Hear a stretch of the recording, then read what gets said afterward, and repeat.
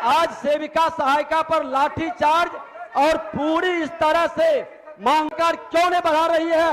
आज सरकार को जवाब देना चाहिए। अपने सदस्य इनको परमानेंट कब किया जाएगा सर? कोई जवाब नहीं आया सर। ये तो नहीं, लोकहित के सवाल की अनदेखी हो रही है सर। कब किया जाएगा परमानेंट?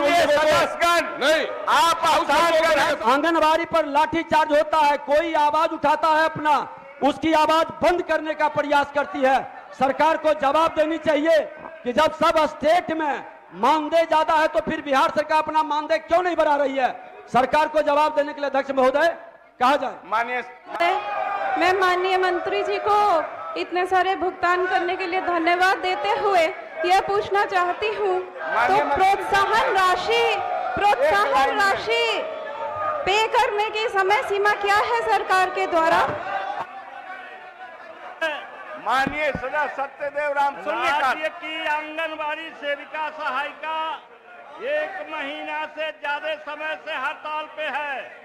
फलतः आंगनबाड़ी के बंद रहने के चलते बच्चे, गर्भवती महिलाओं का पोषण कार्य प्रभावित हो रहा है। अतः सरकार मानदेय दोगुनी करते हुए उन्हें पूर्णकालिक कर्मी का दर्जा देने की मांग करता हूं महोदय। श्री मुकेश कुमार यादव, आप बैठ जाइए। सत्यदेव राम जी बैठ जाइए। अध्यक्ष महोदय, राज्य में आंगनबाड़ी सेविका सहायिकाओं को प्रति माह जो मानदेय दिया जा रहा है वह दूसरे राज्यों जैसे झारखंड, मध्य प्रदेश, छत्तीसगढ़ से कम है। साथ ही मानदेय दैनिक मजदूरी से भी कम है। अतः 20,000 सेविका तथा 10,000 सहायिका को प्रति माह मानदेय देने की मांग सरकार से करता हूं। श्री इजहारुल हुसैन, श्री अजय कुमार, श्री अजय कुमार इजहारुल हुसैन से शून्यकाल। राज्य में कार्यरत आंगनबाड़ी सेविका विद्यालय चलो केंद्र और प्रयास केंद्र के सेवकों को विभागीय निर्देशानुसार संबंधित विद्यालय में शिक्षक के रूप में का शून्यकाल नियमानुसार नहीं है। 1 वर्ष कुशलता पूर्वक कार्य करने के उपरांत शिक्षण काल से रोक दिया गया है, जो उचित नहीं है।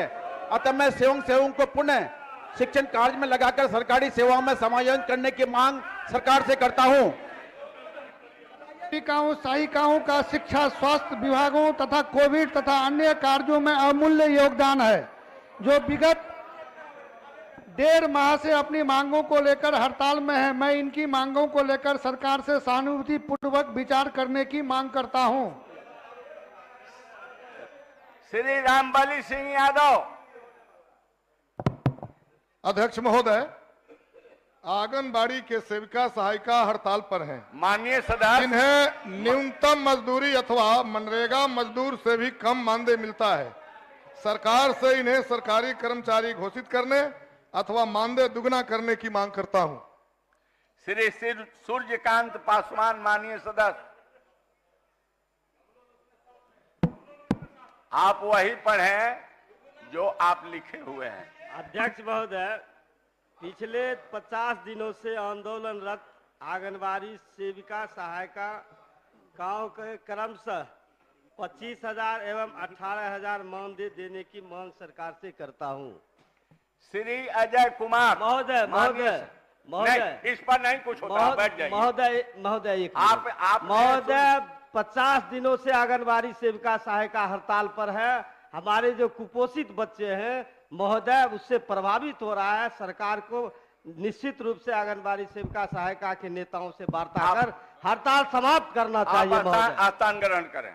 अध्यक्ष महोदय, राज्य में कार्यरत आंगनबाड़ी सेविकाओं सहायिकाओं को सरकारी कर्मचारी का दर्जा देते हुए ग्रेड सी एवं ग्रेड डी में समायोजित करने तथा जब तक सरकारी कर्मचारी का दर्जा प्राप्त न हो तब तक सेविकाओं को 25,000, सहायिका को 18,000 रुपये प्रति माह मानदेय देने हेतु सरकार से मांग करता हूं।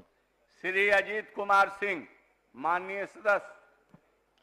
माननीय अध्यक्ष महोदय, राज्य भर में आंदोलनरत आंगनबाड़ी सेविका और सहायिका बहनों को सरकारी कर्मचारी का दर्जा देते हुए सेविकाओं को 25,000 एवं सहायिकाओं को 18,000 रुपया मानदेय देने तथा उनको ग्रेच्युटी का भुगतान करने की मांग करता हूं।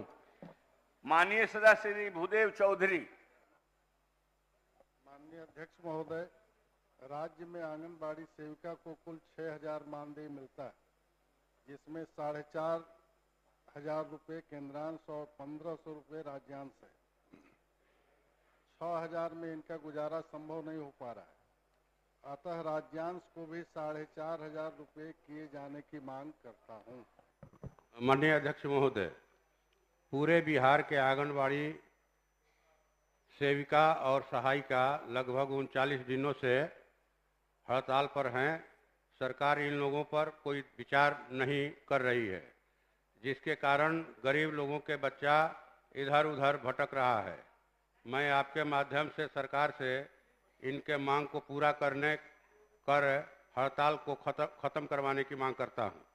श्री सुदामा प्रसाद, अपना भी पढ़ लीजिए।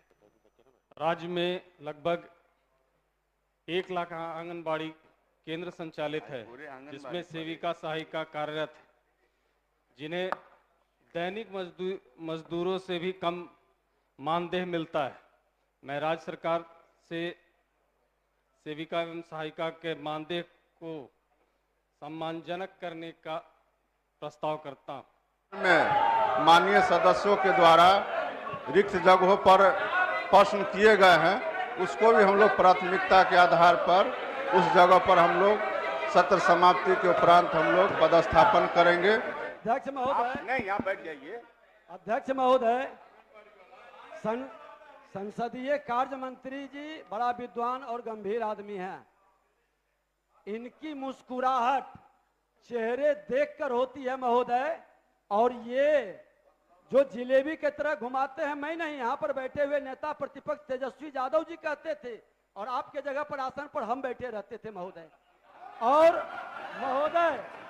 महोदय और इनका अब संजोग से उप मुख्यमंत्री जी आ भी रहे हैं, ये भी घूमते रहते थे इनके चक्कर में।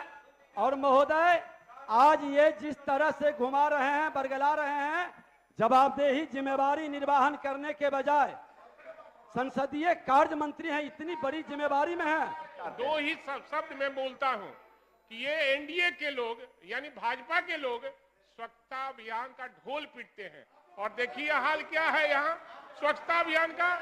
दूसरा यह है कि सदन में जो सुरक्षा प्रहरी है उसको आप जगह ग्रहण कीजिए। मैं माननीय मंत्री को साधुवाद देना चाहता हूं कि इस वक्त शिक्षकों की बहाली हो रही है, लेकिन ये क्या मापदंड है कि किसी स्कूल में 500 पुस्तक होंगे तब लाइब्रेरी बनेगी? ये तो सरकार की जिम्मेदारी है। अगर पठन पाठन और गरीबों के बच्चों को पढ़ाना चाहती है तो कम से कम एक स्कूल में 5000 किताबें होनी चाहिए। 500 से कम किताबें होंगी, लाइब्रेरियन बहाल नहीं करेंगे। माननीय मंत्री शिक्षा विभाग। सर, और दोस्त आप अख्तरुल इमाम साहब, जब आप सरकार दे रही है। श्रीमती मंजू अग्रवाल। स्वास्थ्य विभाग के अंतर्गत NHM कार्यक्रम के तहत पूरे बिहार के सभी प्रखंडों में वर्ष 2010 के कार्यरत प्रखंड सामुदायिक उत्प्रेरक से प्रखंड स्तरीय सारे सामुदायिक कार्यक्रमों का मूल्यांकन, अनुश्रवण, प्रबंधन इत्यादि का कार्य किया जा रहा है। अतः इनका पदनाम प्रखंड सामुदायिक पदाधिकारी BCO करने की मांग करती हूँ।